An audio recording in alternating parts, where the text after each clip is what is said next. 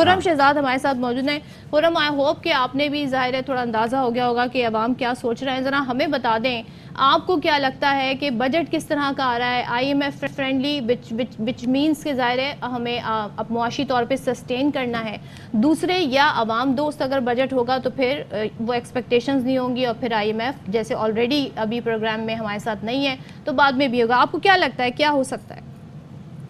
देखिए, मुझे लगता है कि अवाम दोस्त बजट शायद ना हो, और मेरे ख्याल में अवाम की एक्सपेक्टेशंस गलत हैं, होनी भी नहीं चाहिए कि बहुत कुछ उनके लिए कुछ आएगा, क्योंकि वो आ नहीं सकता। उसकी वजह यह है कि जब गवर्नमेंट एक तरफ जो है फिस्कल डेफिसिट यानी कि जो खसारा है वो एक्सपेक्ट कर रही है 7% से भी ज़्यादा अब मईशत की साइज का 7.7%, और ये बहुत हाई होता है अगर आप टारगेट ही इतना रखें। तो मेरे ख्याल में जब आप खसारा इतना ज़्यादा एक्सपेक्ट कर रहे हैं तो खसारा जो है वो इसलिए है कि आपके यहाँ जो कर्जों की अदायगी हैं वो आपके जो टैक्सेस हैं उसका तकरीबन कुछ 60% बनता है। तो मैं टोटल टैक्सेस की बात करूँ 60-70%।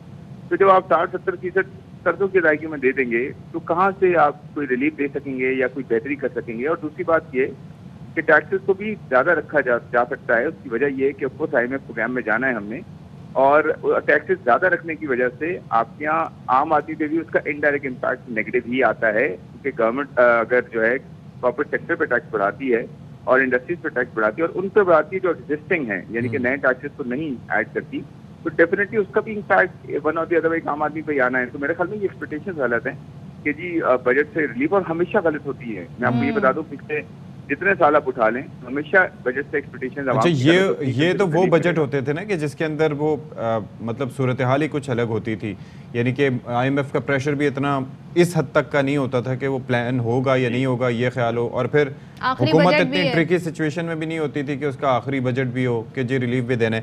लेकिन मुझे ये मेरा सवाल ये है कि देखिए जी, गरीब आदमी जो है, दुनिया भर में महंगाई होती है। मैं सवाल अभी ज़ुबैर साहब से भी पूछा था कि वहाँ पर जो है वो होता ही है कि परचेजिंग पावर बढ़ा दी जाती है, उनकी इनकम बढ़ा दी जाती है ताकि वो मुकाबला कर सकें। यहाँ पर चक्कर ये है कि एक तो डायरेक्ट टैक्स है, दूसरा इनडायरेक्ट टैक्स है, यानी कि जो चाय की पत्ती लेंगे, कोई भी चीज़ लेंगे, शैम्पू लेंगे, एक्सेट्रा एक्सेट्रा, आप जाके देख लें, आपको पता लग जाएगा कि कितने टैक्सेस बढ़ा दी। तो उससे भी तो लोग पिसते हैं, और बाज़ औक़ात लोगों को दोहरा टैक्स देना पड़ता है। तो तकरीबन उनकी सैलरी का अगर सैलरीड क्लास है तो 60% तो टैक्सेस में ही 70% निकल जाता होगा।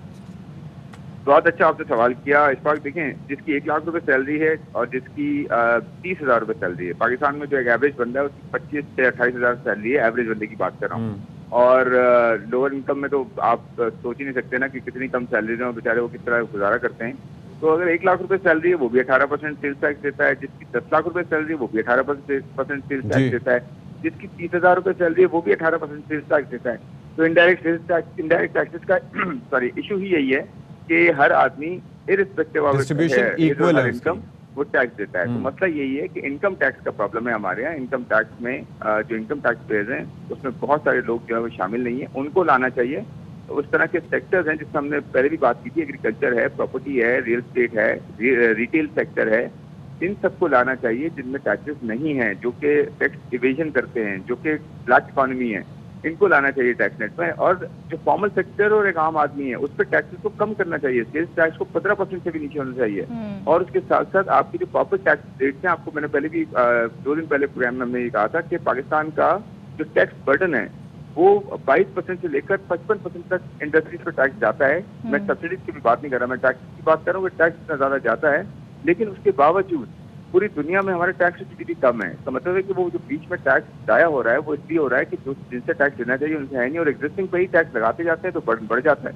प्रॉब्लम यही है कि बैलेंसिंग टैक्स की रजीम हो, सिंप्लीफाइड हो, एक आम आदमी को, छोटी कंपनीज को और बड़ी कंपनीज को अपने हिसाब से टैक्स देना पड़े, और टैक्स सबको देना पड़े। टैक्स में कोई छूट नहीं होनी चाहिए, टैक्स सबको देना पड़े, सब्सिडीज बिल्कुल नहीं होनी चाहिए, और एफिशिएंसी होनी चाहिए। इंडस्ट्रीज को ये कहा जाए कि आप कम्पीट करें इंटरनेशनल मार्केट में, हम आपको लेवल प्लेइंग फील्ड देते हैं, लेकिन डेफिनेटली गवर्नमेंट का काम ये है कि एनर्जी की एफिशिएंसी लेकर आए, इंफ्रास्ट्रक्चर को अच्छा करे, डिजिटल इंफ्रास्ट्रक्चर बना के दे, आम आदमी को ट्रेन करे, एजुकेशन में खर्च करे, हेल्थ में खर्च करे।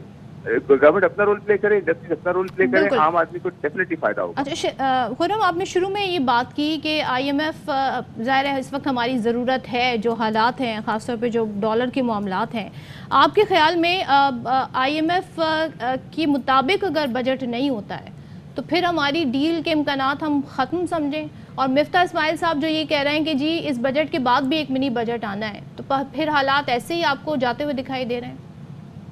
देखिए, मेरे ख्याल में आईएमएफ को हम ये नहीं कह सकते कि जी डील खत्म हो जाएगी, ऐसा नहीं होता। आईएमएफ के मेंबर हैं हम, और आईएमएफ जो है इसीलिए बना है कि कंट्री जब मुश्किल में हो तो उनके साथ है। लेकिन प्रॉब्लम ये कि हमने अपना ट्रस्ट उनके साथ जो है उस तरह से बिल्ड नहीं किया अभी रिसेंटली, बल्कि खराब किया है। बहुत ज्यादा ट्रस्ट डेफिसिट हो गया है, जिसपे 2-3 चीजें हुई कि हमने उनकी बात को इतना सीरियस नहीं लिया, फिर हमने उनको थोड़ा सा ऑफकोर्स देर भी किया, फिर हमने अपने एंड पे जो है वो काम नहीं किए जो हमें करने चाहिए थे, बहुत देर में किए। बहुत सारी चीजें हैं ना, हमारे एंड पे भी बहुत गलतियां हैं, और आईएमएफ रिपोर्ट को जो है उस हिसाब से डील करेगा हमारे साथ।